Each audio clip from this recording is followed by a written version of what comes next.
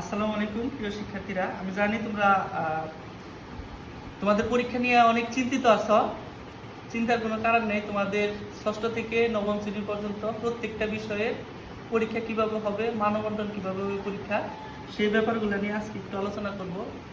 যদিও শুধুমাত্র ষষ্ঠ শ্রেণীর কোন কোন অধ্যায় আছে সিলেবাসের ভিতরে সেগুলো প্রকাশিত হয়েছে, বাকিগুলো হয়নি, দু একদিনের ভিতরে হয়ে যাবে। তবে প্রশ্ন কাঠামোটা কিরকম হবে সেটা এখন আমি তোমাদেরকে জানিয়ে দেব। বিজ্ঞান বিষয়ে যে ধারায় বা যেভাবে প্রশ্ন হবে সেটা হলো, আগে তোমাদের যেভাবে প্রশ্ন হতো তার থেকে সম্পূর্ণ ভিন্নধর্মী প্রশ্ন হবে।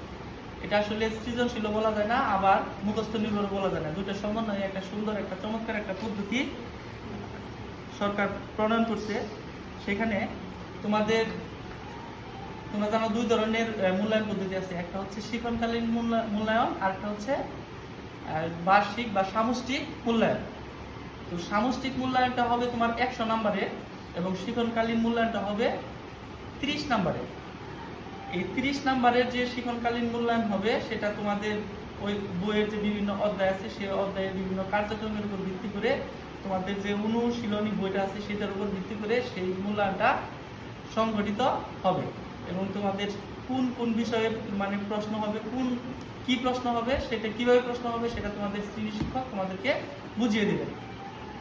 এখন আসো আমরা তোমাদের যে সামষ্টিক মূল্যায়ন রয়েছে, বছরে দুইবার হয়। একটা হচ্ছে ষান্মাসিক সামষ্টিক, আর একটা হচ্ছে বার্ষিক সামষ্টিক। ষান্মাসিক সামষ্টিক মূল্যায়নে তোমাদের 100 নম্বরের পরীক্ষা হবে। এই 100 নম্বরের পরীক্ষাকে 70 নম্বরে কনভার্ট করা হবে, অর্থাৎ 70% নাম্বার এখান থেকে নেওয়া হবে। এখন আমি বার্ষিক পরীক্ষা যেহেতু তোমাদের সামনে, তোমাদের সিলেবাসও শর্ট হয়ে আসছে, প্রত্যেকটা অধ্যায় পড়তে হবে না। তোমাদের বিজ্ঞান বিষয়ে তোমরা জানো যে দুইটা বই রয়েছে। একটা হচ্ছে অনুশীলনী বই, আর একটা অনুসন্ধানী বই। অনুশীলনী বইয়ের অভিজ্ঞতাগুলোই অনুসন্ধানী বইয়ের তোমার অধ্যায়গুলোর মধ্যে রয়ে গেছে আর কি। এখন অনুশীলনী বইয়ে যে যে অধ্যায় তোমার পড়তে হবে সেগুলো অচিরে জানিয়ে দেওয়া হবে। তবে প্রশ্নের কাঠামো কিরকম হবে সেটা এখন আমি তোমাদের জানিয়ে দিচ্ছি। প্রশ্নে 4টা বিভাগ থাকবে, 4টা পার্ট থাকবে। প্রথম বিভাগ হচ্ছে ক বিভাগ। ক বিভাগে তোমার বহু নির্বাচনী প্রশ্ন থাকবে 15টি। আমি এখানে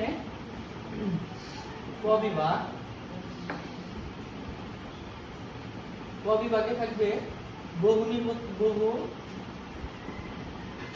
নির্বাচনী প্রশ্ন। অর্থাৎ বহু নির্বাচনী প্রশ্ন বলতে আমরা বুঝি হচ্ছে টিক চিহ্ন। অর্থাৎ তোমার একটা প্রশ্ন দেওয়া থাকবে, এর মধ্যে 4টা অপশন দেওয়া থাকবে। সেই 4টা অপশনের মধ্যে সঠিক অপশনটা তোমার বাছাই করতে হবে। এরকম তোমার প্রশ্ন থাকবে 15টি। এই 15টি প্রশ্নের মধ্যে তোমার উত্তর দিতে হবে 15টি প্রশ্নের।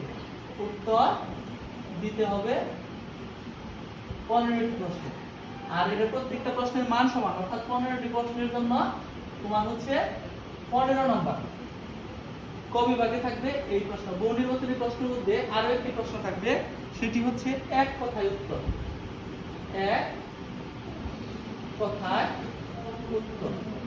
এক কথার উত্তরে তোমার প্রশ্ন থাকবে 10টি প্রশ্ন থাকবে। 10টি প্রশ্নেরই তোমার উত্তর দিতে হবে। নম্বর হলো 1 করে, অর্থাৎ 10 নাম্বার। এরপর হচ্ছে তোমার ক বিভাগে 25 নম্বরের প্রশ্ন হবে আর কি। এখন এই 25 নম্বরের প্রশ্ন হবে তোমার সিলেবাসের ভিতরে যতগুলো অধ্যায় দেওয়া থাকবে সব অধ্যায় থেকেই হবে। অর্থাৎ তোমরা অনুসন্ধানী বই যেটা আছে, অনুসন্ধানী বইয়ের ভিতরে যদি তুমি ভালো করে খুঁটিয়ে পড়ো তাহলে এখানে এই 25 পাওয়াই সম্ভব। এরপরে আসো খ বিভাগ। খ বিভাগে কিরকম প্রশ্ন হবে দেখো। খ বিভাগে হচ্ছে তোমার সংক্ষিপ্ত প্রশ্ন থাকবে 10টি। সংক্ষিপ্ত প্রশ্ন। এই সংক্ষিপ্ত প্রশ্ন থাকবে 10টি। প্রতিটি প্রশ্নের মান 1। তোমার 10টি প্রশ্নের উত্তর দিতে হবে। তাহলে 1 গুণ 10 তোমার সমান নাম্বার হলো কত? 10। এখন তোমার এটা আসলে মানবন্টনটা ভুল হয়েছে। 10 সংক্ষিপ্ত প্রশ্ন 10টি থাকবে, 10টির উত্তর দিতে হবে। প্রত্যেকটা নাম্বার হচ্ছে 2 করে। এখানে নাম্বার থাকবে হচ্ছে 20। সংক্ষিপ্ত প্রশ্ন হলো এরকম, সালোক সংশ্লেষণ কাকে বলে, এরকম কাকে বলে জাতীয় প্রশ্ন যা আছে সেগুলো হচ্ছে খ বিভাগে তোমার থাকবে। এখন আসো আমরা গ বিভাগে দেখি আমাদের প্রশ্নটা কিরকম হবে। 4টা বিভাগ থাকবে। গ বিভাগে থাকবে রচনামূলক প্রশ্ন।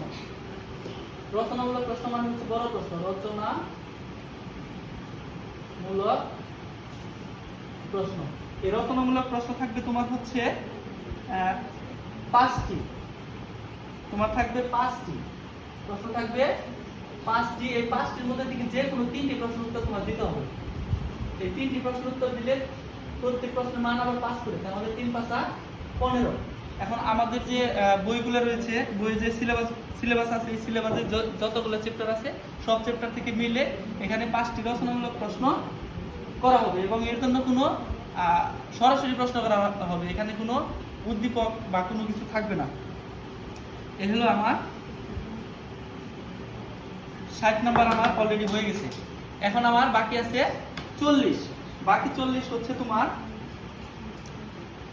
সৃজনশীল প্রশ্ন। আমরা বিগত বছরগুলোতে যেভাবে সৃজনশীল প্রশ্নগুলো আমরা করেছি, সৃজনশীল প্রশ্নের উত্তর যেভাবে আমরা করেছি, এটাও ঠিক একই রকম ভাবে থাকবে। একটা উদ্দীপক দেওয়া থাকবে, সেই উদ্দীপকের উপরে তোমার প্রশ্ন করা থাকবে এবং এই প্রত্যেকটা উদ্দীপকে 2টা করে প্রশ্ন থাকবে। প্রত্যেকটা প্রশ্নের মান হচ্ছে 4। একটা উদ্দীপক থাকবে, সেই উদ্দীপকের মধ্যে নাম্বার হচ্ছে 8। প্রশ্ন থাকবে কয়টা? 2টা। এখন দেখো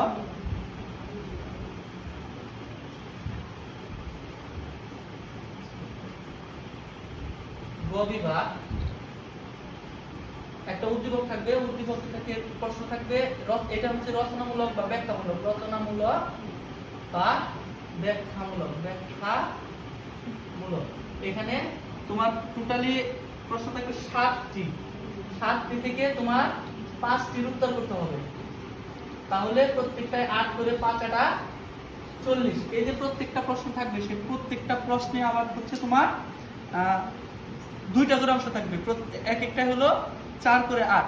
তো টোটালি হচ্ছে আবার এখানে 100 নম্বরের পরীক্ষা হবে। সেই 100 নম্বরের পরীক্ষাকে তোমার 70 নাম্বার ধরে তোমার ফলাফল প্রস্তুত করা হবে।